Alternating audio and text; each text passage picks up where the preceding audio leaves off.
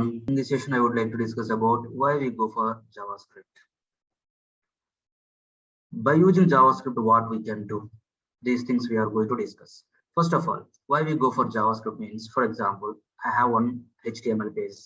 That page is running inside the browser. That particular page contains only static text. I don't want to perform any operation. Only first time load, I loaded some content. After that, I don't want to perform any operation. Then that time, there is no JavaScript, nothing is required. First of all, do that one.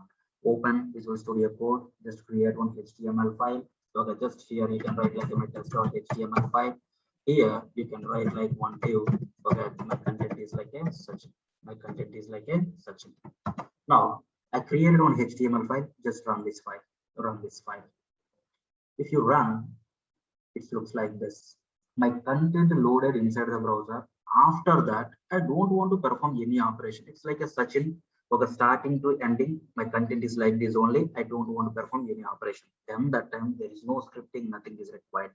When the scripting is required, when the JavaScript is required means once the content loaded, on this content, if you want to perform some operation, then that time on my DOM elements, if you want to perform some operations, how I can perform some operations means one of the scripting language is required. By using that scripting language, we can do some operations on my DOM elements. For the best example, you can take it. Just create one button. If I click on the button, this particular searching content has to change like a red color. So how we can just create one button like this, create one button like this, click. Now come here, refresh the page. Now, if I click on the button, that means you are performing some operation on my DOM element button or not.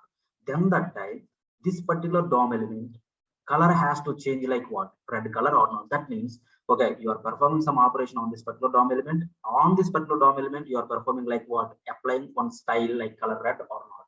That means after loading this particular element, you are performing some operation on this particular elements or not. Then you can go with what? Scripting or not. So you can write some script now. You can write some script now like this. You can write it like this. You can write it now. Here on click, you can write it on click equals to one method has to execute, so that just you can write your function f1, whatever you can write, function click. If you want to write, you can write it. It's not a matter for me. Just you can write it. Now once it is done, at the time of clicking on the button, this method is going to execute it. This button click, you are performing some operation on this particular element or not. Click event you triggered, so that this method is going to execute it. When this method is executed, whenever this method is going to execute, this particular element has to color, has to change its color or not. So how we can means, for the just you can get like element reference document dot query selector, you can use it. Query selector of my div dot style dot my color equals to red. Now come here and refresh my page. If I click on the button, see this, my color get changed or not. No, see, first time load is this one.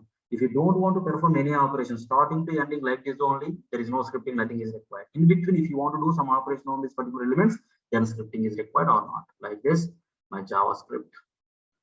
By using JavaScript, we can do these operations on my DOM or not. Thanks guys, thanks for watching.